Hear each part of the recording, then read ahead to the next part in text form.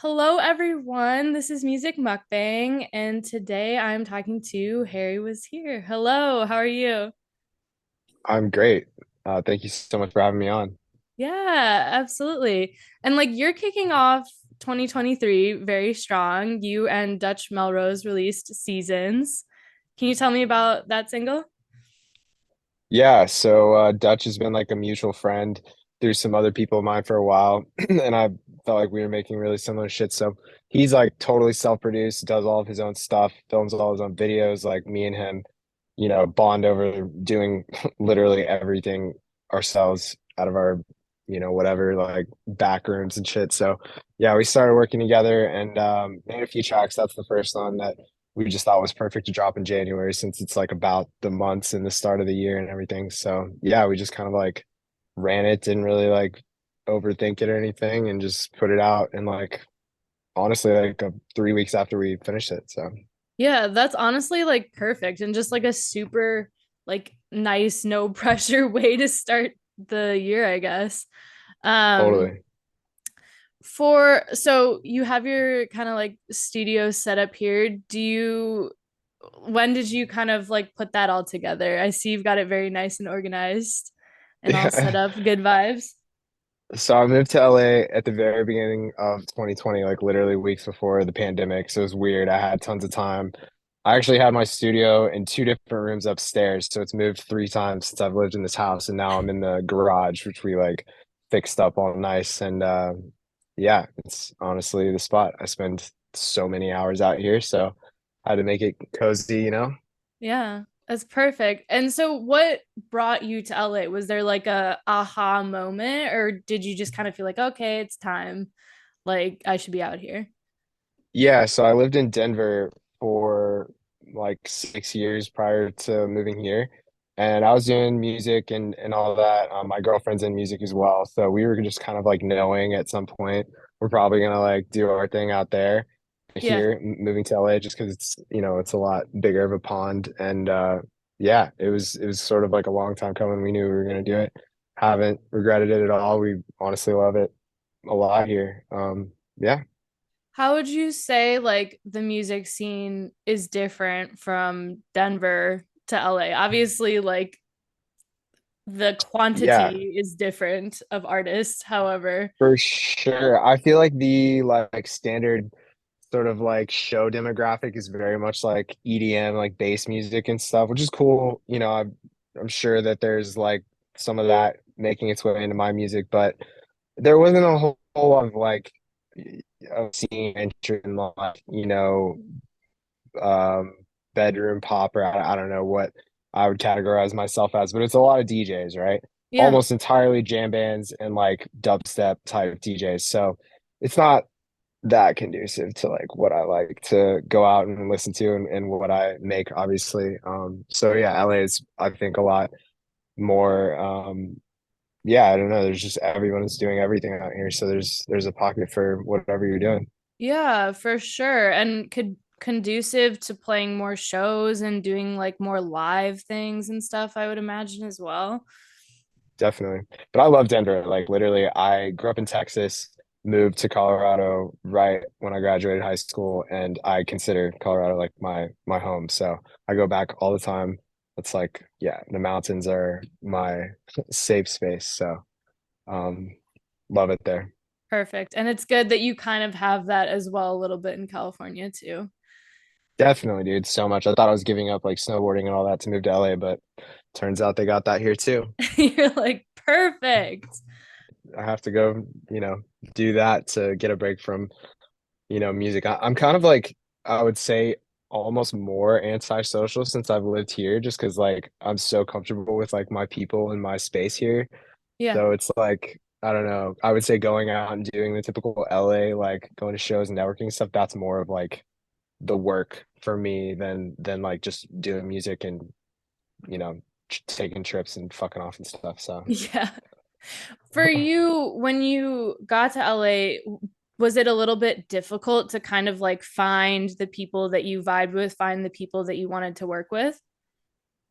for sure, because it was the pandemic. So I Oh, well, like yeah. literally I kind of got a pass on that, honestly, because no one was doing sessions. Like I didn't really have anybody to link with other than people I already knew. Even them weren't, people were just very not trying to, meet with anybody. So a whole year, 2020 was just me figuring out that's when I like actually started Harry Was Here, Hmm. and sort of committed on this like, I don't know, like bedroom pop, alt rock, pop punk thing that I whatever jump around between. So I was figuring that out in 2020. 2021, I did a bunch of sessions, was really trying to get like my production credits up.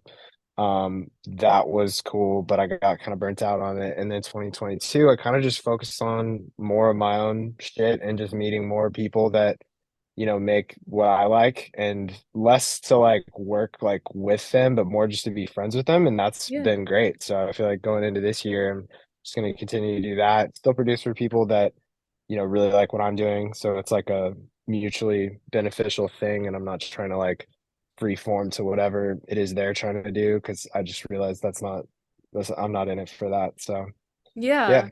No, that definitely makes sense. You want to kind of like take the time to figure out what works for you and how you want to go about things. For the Harry Was Here name, how did that come to be? Was it just like, oh, that sounds cool? Yeah, I was like struggling so hard because I knew I wanted to do a new artist project and just like, start something from scratch. So it's actually started with my friend suggested Homesick Harry, and I just like thought that sounded too sappy and like too just like sad boy. So I had to think of something else. And we just decided on Harry Was Here because I'm like, whenever I was in like middle school and high school, or no, middle school and elementary school is when like the like pop punk shit was kind of going crazy in like 2008, let's say 2007. And so yeah, it's like sort of referencing that nostalgia, like Harry Was Here, like I don't know. I'm like kind of tapping into influences from my whole life. So it's like, yeah, a reference to the nostalgia of all my music history, Yeah, sort of.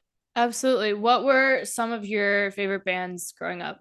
Favorite bands or artists? Taking Back Sunday, yeah, like My Chemical Romance, Panic at the Disco, like all the legendary ones. Yeah, I'd say those probably top three. And what was your first concert? Green Day. Green Day was Oh, my first concert. I was like 10. My mom took me to Dallas. We used to live out in the country, and yeah, we went to the huge arena tour, and it was insane, dude. Mind blowing. I was I like, love that. literally, yeah, I played their songs like at my talent show and all this shit. It was so embarrassing, but pretty cool also. That's awesome. My brother loves Green Day too, so he always is like playing that shit on the guitar and stuff. So Oh I yeah. I know the vibe.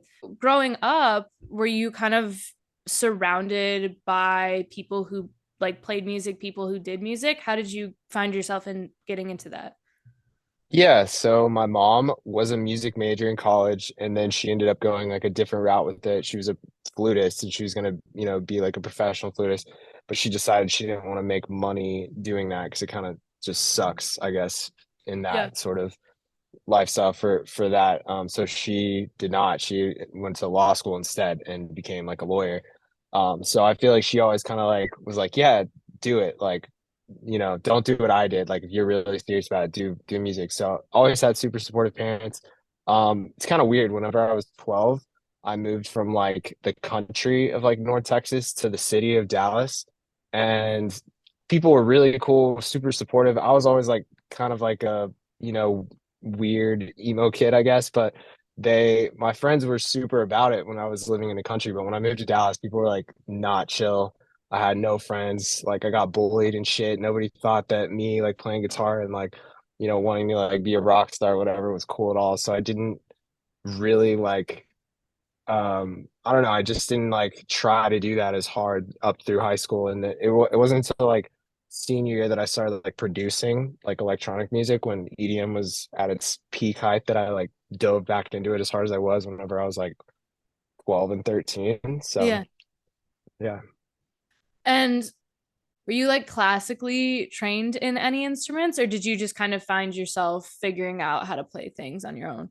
Yeah, I just took guitar lessons and I had this like tape recorder that had like was like a 4-track tape recorder. So I'd like record bass, guitar, and like fake drums and shit. And that's how I like played at a few of my talent shows and stuff. So I was like sort of producing at the most like rudimentary level when I was, 11 or whatever. But yeah, never any classical training, just figured it out, learned everything by ear and stuff. So Yeah. For you, was there a specific moment or moments where you realized, okay, this is what I want to do like for the rest of my life? Like this is like something that I feel is worth pursuing.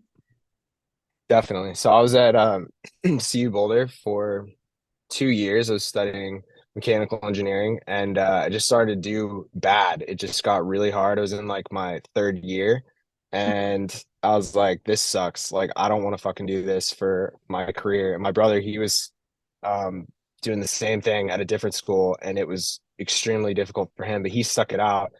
I was just like, I'm not doing this. I love producing and making music. Like, I'm just gonna do this. And I ended up transferring to CU Denver and like tried this music business program for a while.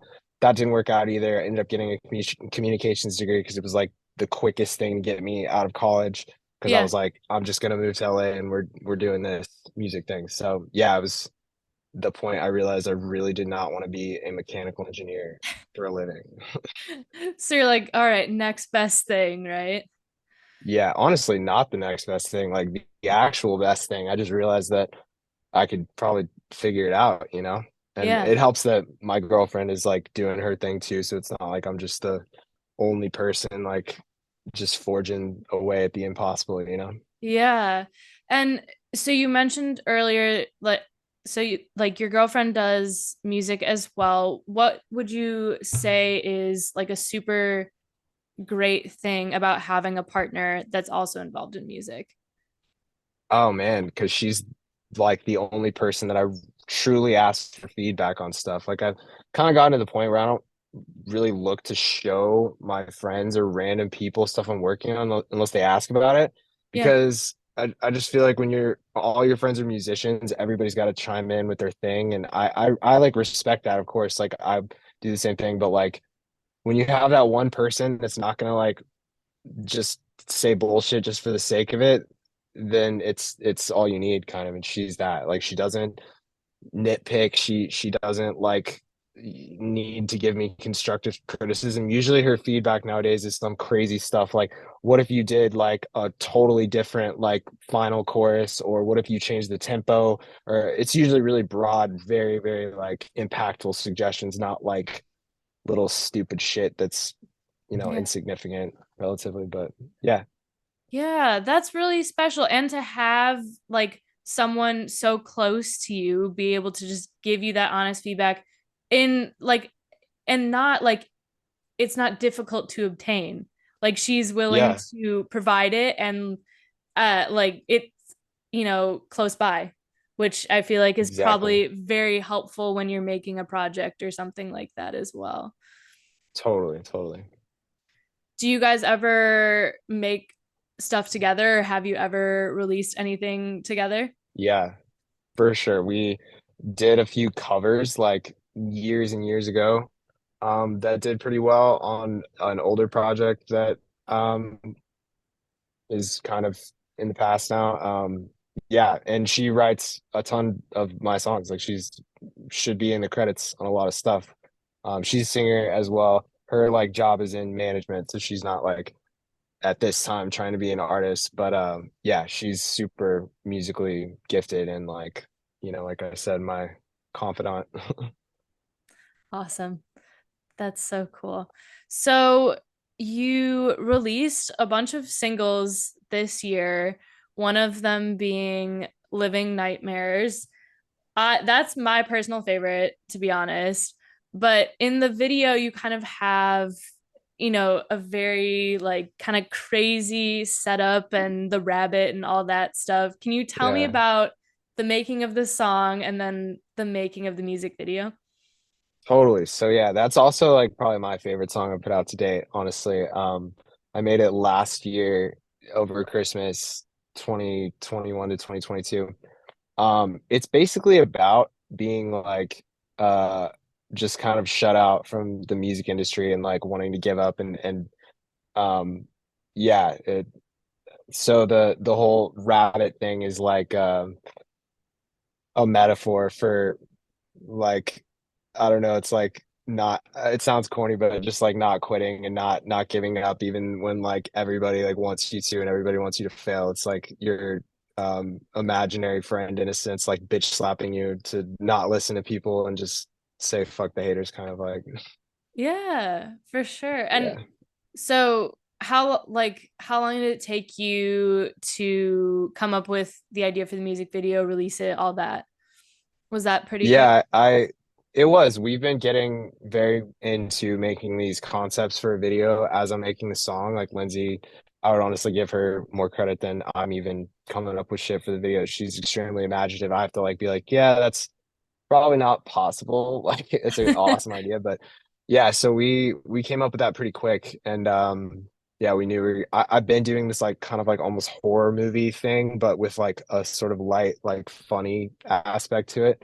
Yeah. So yeah, that was the first one that we did, and yeah, and honestly came together pretty close to how we initially envisioned it. Yeah. Do you see yourself kind of sticking with that horror type theme, or are you moving on to bigger and For better things? sure. You, yeah. Yeah. So I'm like putting together an EP that first of uh which is gonna drop next month. It's gonna be 5 tracks. I'm honestly gonna do them all as singles. I know it's kind of unconventional for somebody to do every song on an EP as a single, but it's like you're not putting yourself in a disadvantage if you just like drop tracks that don't get like the focus of the promotion, but I still Yeah. want it to be like a body of work that people are like, okay, all this fits together. It was intentional. It's not just like 5 random songs. So yeah, all sort of like dark horror themed concepts and stuff. So That's great. Are you a horror movie person? Do you like horror movies? yeah, I would say I do. I find them like laughable most of the time because most of them are Oh, terrible. Entertaining nonetheless, but like, yeah. yeah. So I don't know. I like to like poke fun at that like sort of bad horror movie genre, kind of like I don't know. Yeah. No, that's crazy. That's super like unique. And like, I think having a theme that your listeners can kind of follow along with and engage in is super, super cool. What's your favorite horror movie or just scary movie, I God, guess?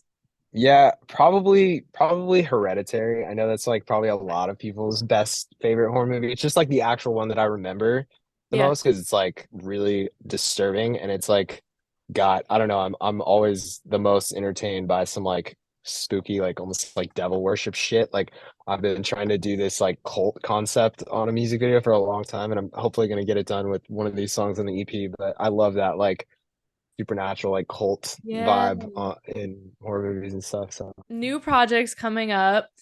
What, how would you say your like promotional style has changed from when you first started making music to now? Because you mentioned, taking that unconventional approach of promoting each of the singles separately.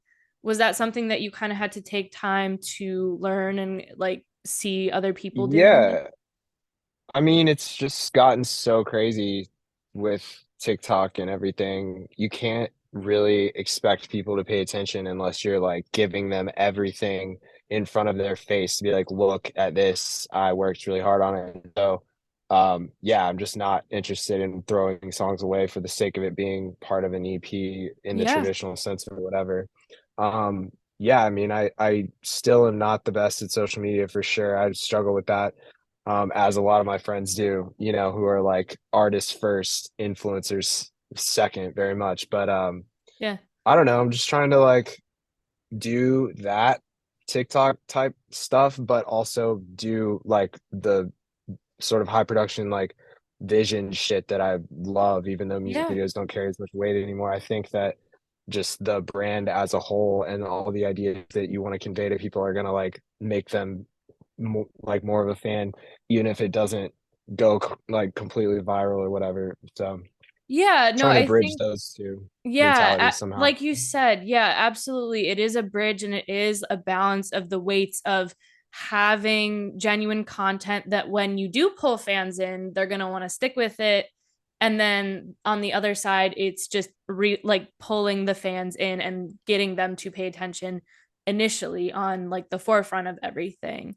What would you say is your favorite part about social media, and what is your least favorite part or the most difficult to learn?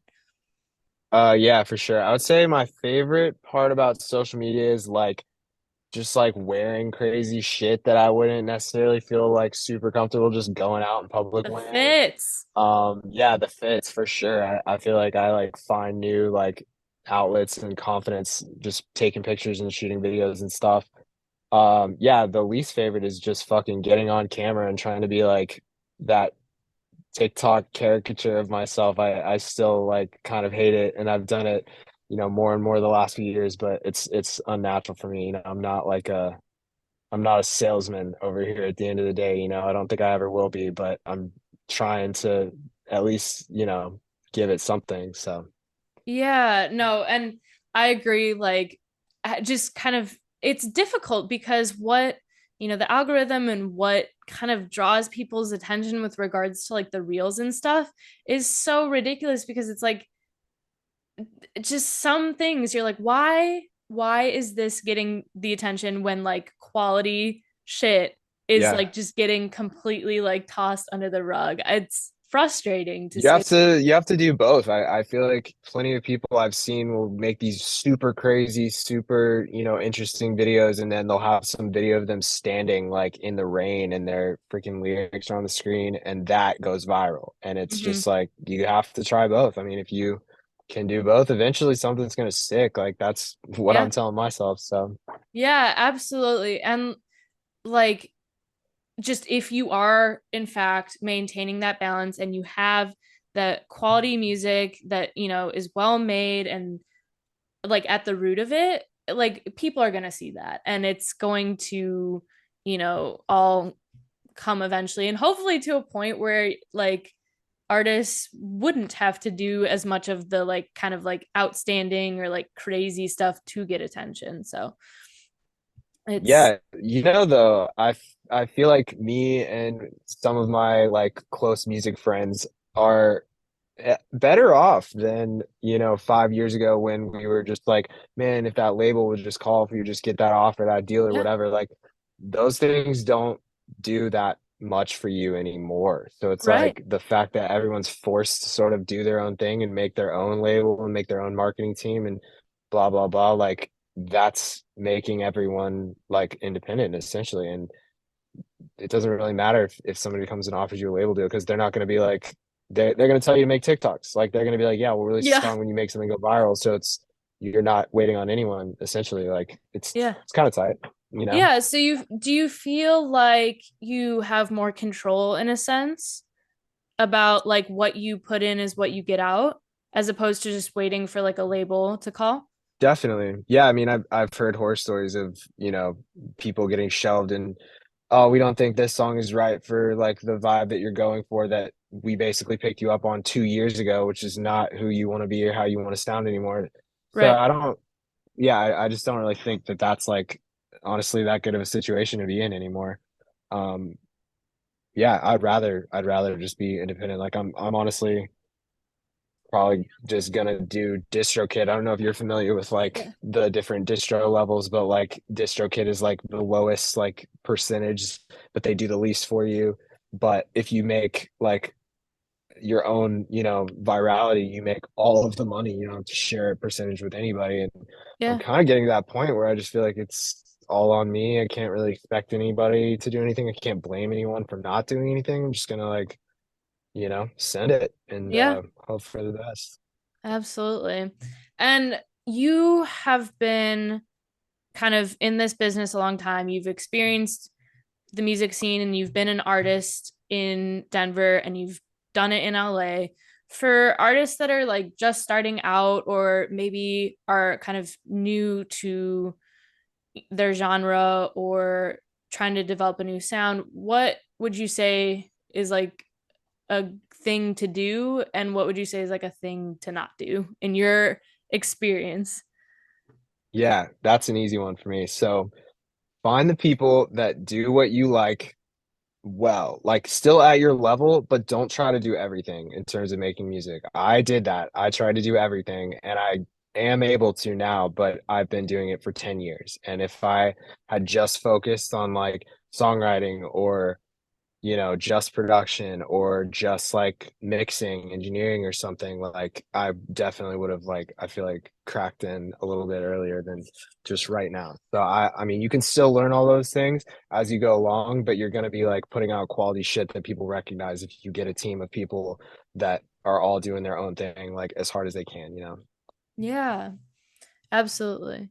Do you think would be some good goals for artists starting out to have, like general goals as like an artist? It's hard to say because like, I mean, obviously everyone's so specific, but yeah, like I don't know. It's hard for me not to think of like numbers and shit, but honestly, dude, if you're just like making shit that you like that you think stands up, like if another artist would like play out your song somewhere, or if your friends are like thinking like, oh man, you have great taste. Like I kind of always I guess my confidence in being able to do this has always been that what I like, it seems to be what other people like a lot. So I've always kind of been like, okay, as long as I can trust my taste and know when something isn't there or it's definitely there, that's going to get me to plan B. So yeah, just like study the shit out of music, absolutely obsess over your favorite artists, try to analyze why it is that they're so good and what makes you like them so much and what makes you like other artists that, give you a similar feeling or whatever. That's honestly how you're gonna, understand it all at least and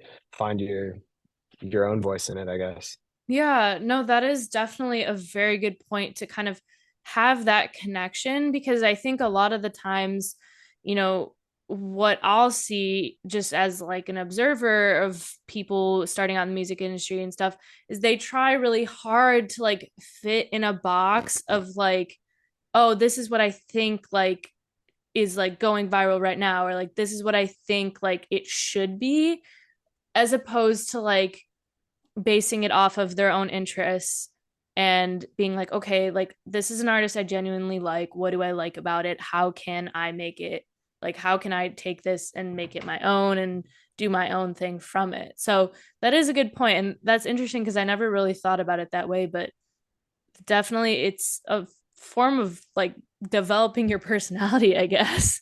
I totally agree, man. And who I was, coming out of high school to now is, I mean, like I'm not even the same person. Like it's crazy, and it's honestly because of just having to fixate on who I want to be in terms of my artistry and my like musical identity. That's done so much for me. I mean, like it's crazy. Most people in regular jobs they don't think about that type of shit because they don't care how whatever the world perceives them as much. But like, yeah, it's definitely your taste is everything. So Yeah. So you had your rebrand in 2020, released an EP, released a bunch of singles, some things never change. How would you say your music has kind of like changed from those initial projects in 2020 to now? yeah, so I would say that first EP, which I still love, like I'm like well past the point of like hating my old music. Like I pretty much love every track I put out under Harry's here, but those were definitely more kind of like bedroom pop, kind of like softer, not as aggressive. Um, and yeah, so I like I said, I used to make EDM, so I still have that like sort of rage that I kind of want to express, like, and I've Yeah. been doing that a lot more. So yeah, ever since like guitars and all the sort of rock shit has been super popular, I was like, dude, this is me. Like I feel like this is my calling. Like I'm gonna, use all of my old influences in that with my EDM production stuff and do this sort of elevated sound that's a little more aggressive, which is what I'm shooting for now. So That's what you're jamming on for sure, for sure. yeah. So you've got the new EP coming. What else do you have for everyone listening this year? What do you got going on? Yeah, so the EP, it's called Stuck, Run, Sink, Die, The End. Those are the songs in that order. All right. Gonna do that. Gonna film a video for all of those. And then just do singles and trying to just drop a song every single month, hoping to collab with Dutch again and a few of my other friends and yeah, just fucking ride with the gang. Like I feel like that's what it's come down to. I'm just trying to work with the people that I genuinely love being around. So Yeah, for yeah. sure. And for you, is performing a part of, is it a big part of what you do as an artist? It's not currently, to be really honest with you. Like, it's something that I see so many other people like grinding to be able to do and making no money and this and Hmm. that. And they look at me so weird when I'm just like, yeah, I don't really want to do that right now. Like, I want to when there's an obvious like demand, like, but I just don't really feel like it's time yet. Like, Yeah. I just don't, I just like working in the studio and I want to produce and I want to like just do my shit that you know, my life is kind of based around. And yeah, I mean, if someone offered me like a opening spot on a tour or something that was super fitting, I would say yes in 2 seconds. But I just don't really want to be playing like these small venues for no money and getting shit on and having no one there. And like Well, respect it, the people that do that. Like for real, I have nothing but like that takes so much. But like I just have all this other stuff that I'm like working on. I'd rather do that right now yeah, and for than sure, not. it's two different routes, it's two different strategies, and like I guess in the end, for each artist, the goal is, the same to be recognized and to showcase their music. But it's just interesting, and especially with like social media and all that stuff, that like you really can still showcase your music without playing live shows, thus being having Totally. been proved in COVID. Um, so yeah, no, it definitely makes sense. And Yeah, I see. I did the DJ thing for a while, when I was just like mhm, playing at clubs and stuff, and I like doing that. Like, I definitely got the taste of playing out and like being on the mic and this and that. But dude, it sucked. Like, I got treated so bad, and I just yeah, never want to do that. Like, I'm like past that like 19-year-old. I don't care. I'm just out here to, whatever, shake hands and like have a good time. Like, I'm not trying to do that shit anymore. So. yeah. I don't know. There will come a time, and I'm really looking forward to it. Lots of But cool things coming up for you. Anything else you want to share before we wrap things up here?